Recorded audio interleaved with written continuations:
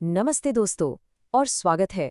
आज हम गोता लगाने वाले हैं मूविंग चार्जेस एंड मैग्नेटिज्म की दुनिया में, जो नीट एग्जाम की तैयारी कर रहे सभी लोगों के लिए एक बहुत ही इम्पॉर्टेंट टॉपिक है। तो चलिए शुरू करते हैं और उस अदृश्य शक्ति को समझते हैं जो हमारी दुनिया को चलाती है। तो आज का सफर कुछ ऐसा रहेगा। हम शुरू करेंगे ऑयस्टेड की अनजाने में हुई खोज से, फिर समझेंगे लॉरेंट्ज फोर्स के फंडामेंटल्स को। इसके बाद हम करंट पर लगने वाले फोर्स को डिराइव करेंगे, मैग्नेटिक फील्ड में मोशन को एनालाइज करेंगे और आखिर में अपनी नॉलेज को टेस्ट करेंगे नीट के एक पुराने साल के क्वेश्चन के साथ। ठीक है, तो चलिए इसमें गहराई से उतरते हैं।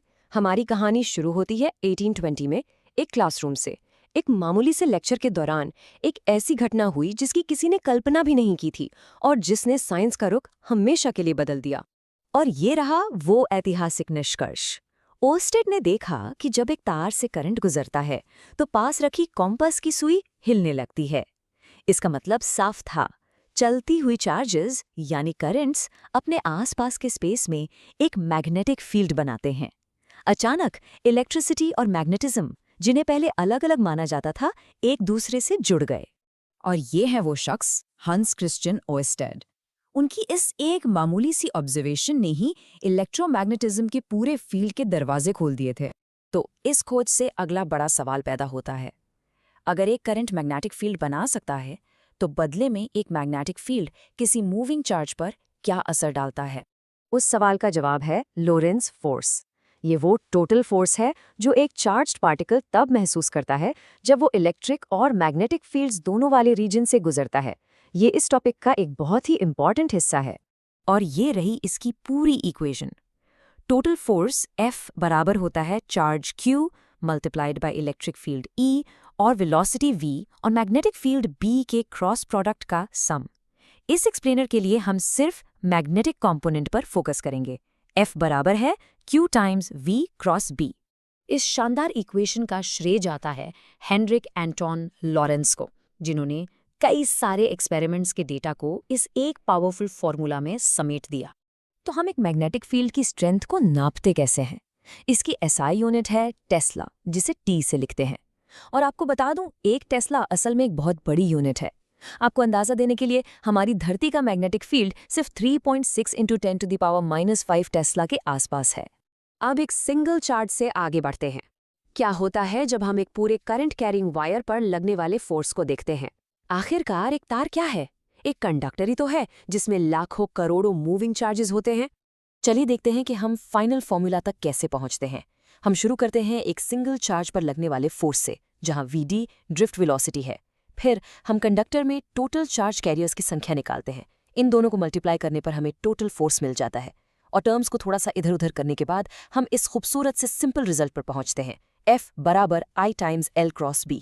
तो यहाँ सबसे जरूरी है इस फोर्स का मैग्नीट्यूड, जो है F बराबर ILB साइन थीटा, जहाँ थीटा करंट की डायरेक्शन और मैग्नेटिक फील्ड के बीच का एंगल है। यही वो फॉर्मूला है जिसे आप अपने ज्यादातर न्यूमेरिकल प्रॉब्लम सॉल्व करने के लिए इस्तेमाल करेंगे। ठीक है, अब देखते हैं कि जब एक चार्ज्ड पार्टिकल मैग्नेटिक फील्ड में एंटर करता है तो उसके साथ होता क्या है, उसका रास्ता कैसे बदलता है। ये शायद इस सेक्शन का सबसे इंपॉर्टेंट पॉइंट है। मैग्नेटिक फोर्स हमेशा पार्टिकल की वेलोसिटी के परपेंडिकुलर होता है। इसका मतलब ये है कि मैग्नेटिक फील्ड कोई काम नहीं करता। वो पार्टिकल की स्पीड या उसकी काइनेटिक एनर्जी को नहीं बदल सकता, सिर्फ उसकी डायरेक्शन बदल सकता है। यहाँ हम दो अलग अलग केस देख सकते हैं। अगर वेलोसिटी मैग्नेटिक फील्ड के बिल्कुल परपेंडिकुलर है तो फोर्स एक सेंट्रिपिटल फोर्स की तरह काम करता है, जिसकी वजह से पार्टिकल एक परफेक्ट सर्कल में घूमता है। लेकिन अगर वेलोसिटी का एक कंपोनेंट फील्ड के पैरेलल भी है तो उस कंपोनेंट पर कोई असर नहीं होता।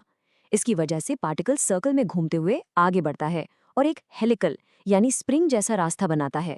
इन कॉन्सेप्ट्स को लेकर कॉन्फिडेंट महसूस कर रहे हैं? बहुत बढ़िया। अब वक्त है इन्हें अप्लाई करने का। चलिए नीट एग्जाम का एक पुराना क्वेश्चन सॉल्व करते हैं। सवाल ये है, हमारे पास एक तार है जिसमें 8 एम्पियर का करंट बह रहा है। यह 0.15 टेस्ला के यूनिफॉर्म मैग्नेटिक फील्ड के साथ 30 डिग्री का एंगल बना रहा है। हमें इस तार पर magnetic force per unit length निकालना है। सबसे पहले जो इन्फॉर्मेशन हमें दी गई है उसकी लिस्ट बनाते हैं। करंट है 8 एम्प्स, एंगल है 30 डिग्रीज और मैग्नेटिक फील्ड है 0.15 टेस्ला। हमारा काम है F/L यानी फोर्स पर यूनिट लेंथ पता करना। इसका फॉर्मूला हमने अभी थोड़ी देर पहले ही देखा था, F बराबर ILB sin थीटा। अगर हम इसको रीअरेंज करके फोर्स पर यूनिट लेंथ यानी F/L निकालें तो हमें मिलता है IB sin थीटा। ठीक है, अब वैल्यूज डालते हैं। F/L बराबर होगा 8 गुणा 0.15 गुणा sin 30 डिग्रीज। हम जानते हैं कि sin 30 डिग्रीज होता है 0.5, तो कैलकुलेशन बिल्कुल सीधी है। 8 को 0.15 से मल्टीप्लाई करने पर आता है 1.2 और उसे 0.5 से मल्टीप्लाई करने पर हमें मिलता है 0.6। तो फाइनल आंसर है 0.6 न्यूटन्स पर मीटर। तो देखा आपने, हमने 1820 की एक मामूली सी ऑब्जर्वेशन से शुरू करके आज के कॉम्प्लेक्स फिजिक्स प्रॉब्लम्स तक का सफर तय किया। लेकिन कहानी यहाँ खत्म नहीं होती, ये सोचने पर मजबूर करता है। और कहाँ-कहाँ ये अदृश्य मैग्नेटिक फोर्स हमारी दुनिया को चुपके से चला रहा है। अगले एक्सप्लेनर तक सोचते रहिए वाले हैं। अच्छा सोचिए, आसमान में कड़कने वाली बिजली और हमारी पृथ्वी का जो मैग्नेटिक फील्ड है, इन दोनों में क्या कनेक्शन हो सकता है? वेल, इसका जवाब एक बहुत ही सिंपल लेकिन उतना ही पावरफुल आइडिया में छुपा है। चलती हुई इलेक्ट्रिसिटी, मतलब एक मूविंग चार्ज, हमेशा एक मैग्नेटिक फील्ड बनाती है। आइए इसी फैसिनेटिंग लिंक को थोड़ा और गहराई से समझते हैं। तो हमारा सफर कैसा रहेगा? हम शुरू करेंगे एक अचानक हुई खोज से, फिर समझेंगे कि ये नया फोर्स एक चार्ज पर काम कैसे करता है। उसके बाद हम मैग्नेटिक फील्ड्स के पीछे के लॉज को डिकोड करेंगे, देखेंगे कि पार्टिकल्स इस फील्ड में चलते कैसे हैं, फिर करंट लूप्स और उनसे बनने वाले टॉर्क को समझेंगे, और आखिर में इस सब नॉलेज को एक रियल डिवाइस गैल्वेनोमीटर में काम करते हुए देखेंगे। तो हमारी कहानी शुरू होती है एक ऐसी घटना से, एक ऐसे मोमेंट से जिसने साइंस की दुनिया को हमेशा के लिए बदल कर रख दिया। ये वो पल था जब इलेक्ट्रिसिटी और मैग्नेटिज्म पहली बार एक साथ जुड़े। साल था 1820। फिजिसिस्ट हांस क्रिश्चियन ओयरस्टेड अपने एक लेक्चर के बीच में अचानक एक अजीब चीज नोटिस करते हैं। जैसे ही वो एक तार से करंट पास करते हैं, पास रखी कंपास की सुई झट से हिल जाती है। वो करंट बंद करते हैं, सुई वापस अपनी जगह आ जाती है। बस ये एक छोटा सा ऑब्जर्वेशन था, लेकिन इसने सब कुछ बदल दिया। इसने साबित कर दिया कि मूविंग चार्जेस यानी करंट एक मैग्नेटिक फील्ड बनाते हैं। ओके, तो अब हम ये तो जान गए कि करंट से एक फील्ड बनती है, लेकिन अगला लॉजिकल सवाल ये है, ये फील्ड दूसरे चार्जेस पर असर कैसे डालती है? What is the force? इसका जवाब है लॉरेंस फोर्स। ये वो टोटल फोर्स है जो एक चार्ज Q पर लगती है जब वो इलेक्ट्रिक फील्ड E और मैग्नेटिक फील्ड B दोनों में मूव कर रहा हो। यहाँ सबसे ज़रूरी बात है मैग्नेटिक फोर्स वाला पार्ट, यानी QV क्रॉस B। ये फोर्स सिर्फ और सिर्फ तभी काम करती है जब चार्ज चल रहा हो, और इसकी डायरेक्शन हमेशा वेलोसिटी और फील्ड दोनों के परपेंडिकुलर होती है। मतलब ये फोर्स पार्टिकल को साइड से धक्का देती है। इसे निकालने के लिए हम राइट हैंड रूल का इस्तेमाल करते हैं। अब जब हम फोर्स को समझ गए हैं, तो आइए उन दो इम्पॉर्टेंट लॉज को देखते हैं जिनकी मदद से हम एक्चुअली इन मैग्नेटिक फील्ड्स की वैल्यू कैलकुलेट कर सकते हैं। पहला है बायोट-सवार्ट लॉ। आप इसे इलेक्ट्रोस्टैटिक्स के कूलम्स लॉ का मैग्नेटिक कजन समझ सकते हैं। ये लॉ हमें किसी भी शेप के करंट कैरिंग वायर के एक छोटे से इन्फिनिटेसिमल हिस्से की वजह से पैदा हुए मैग्नेटिक फील्ड को कैलकुलेट करने में मदद करता है। और इसी लॉ को यूज करके हम एक सर्कुलर लूप के सेंटर या उसके एक्सिस पर भी मैग्नेटिक फील्ड निकाल सकते हैं। और दूसरा है एम्पियर्स लॉ। देखिए, जैसे इलेक्ट्रोस्टैटिक्स में गॉसेस लॉ अचानक से मुश्किल कैलकुलेशंस को आसान बना देता है, वैसे ही मैग्नेटिज्म में एम्पियर्स लॉ काम करता है। ये एक तरह का स्मार्ट कट है, खासकर उन सिचुएशंस में जहां सिमेट्री हो, जैसे एक लंबे सीधे तार के आसपास। सिमेट्री की वजह से हमें कैलकुलेशन में बहुत आसानी हो जाती है। इस टेबल में हम इन दोनों लॉज को साइड बाय साइड देख सकते हैं। देखिए, बायोट-सावर्ट लॉ जो है वो यूनिवर्सल है, किसी भी सिचुएशन में काम करेगा, लेकिन ये छोटे छोटे टुकड़ों से डील करता है। वहीं दूसरी तरफ है एम्पियर्स लॉ। ये बहुत एलिगेंट है पर थोड़ा सिलेक्टिव है। ये सिमेट्रिकल सिस्टम्स के लिए, जैसे एक सीधे तार के लिए, बेस्ट है। मतलब दोनों एक ही मंजिल तक पहुंचाते हैं, बस रास्ते अलग अलग हैं। चलिए, अब फील्ड्स को कैलकुलेट करने से हटकर ये देखते हैं कि जब एक अकेला चार्ज्ड पार्टिकल इन फील्ड्स में से गुजरता है तो आखिर उसके साथ होता क्या है।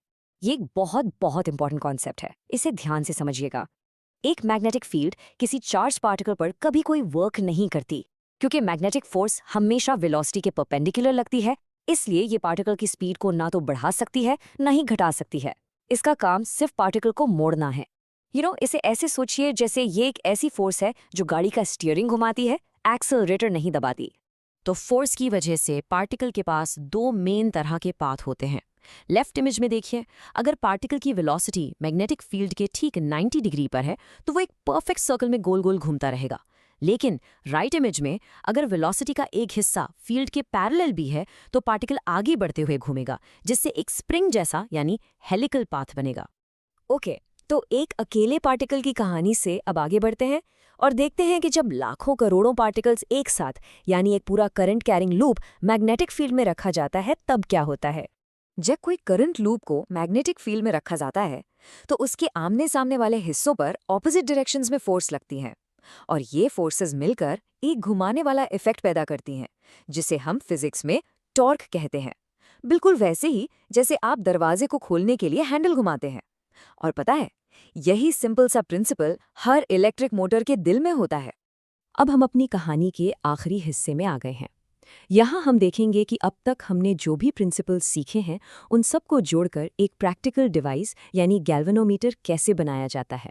सवाल अब ये है कि क्या हम इस घुमाने वाले फोर्स यानी इस टॉर्क का इस्तेमाल इलेक्ट्रिक करंट को नापने के लिए कर सकते हैं?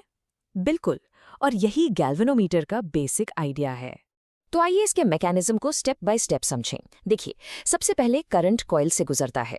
इस करंट की वजह से मैग्नेटिक फील्ड कॉइल पर एक घुमाने वाला फोर्स यानी टॉर्क लगाता है, लेकिन वहां एक स्प्रिंग भी होती है जो इस घुमाव को रोकने की कोशिश करती है, एक काउंटर टॉर्क लगाकर। कॉइल बस तब तक घूमती है जब तक मैग्नेटिक टॉर्क स्प्रिंग के रिस्टोरिंग टॉर्क से ठीक बैलेंस ना हो जाए, और बस जितना ज्यादा करंट उतना ज्यादा टॉर्क और उतना ही ज्यादा पॉइंटर घूमेगा। सिंपल, लेकिन कितना ब्रिलियंट है ना। एंड्रे मैरी एम्पेयर ने एक बहुत गहरी और उस वक्त के हिसाब से एक रेवोल्यूशनरी बात कही थी। उन्होंने कहा, सारा मैग्नेटिज्म सर्कुलेटिंग करंट्स की वजह से है। ये एक ऐसी हाइपोथेसिस थी जो अपने समय से बहुत आगे थी और इसने हमारे मैग्नेटिज्म को समझने का तरीका ही बदल दिया। लेकिन एक मिनट, अगर एम्पियर की बात सच है तो सोचिए जरा, आपके फ्रिज पर लगे एक साधारण से मैग्नेट के अंदर आखिर ऐसा क्या है जो सर्कुलेट कर रहा है? इस सवाल का जवाब हमें सीधा क्वांटम फिजिक्स की दुनिया में ले जाता है, जहां इलेक्ट्रॉन स्पिन जैसे कॉन्सेप्ट सामने आते हैं। पर वो कहानी शायद किसी और दिन।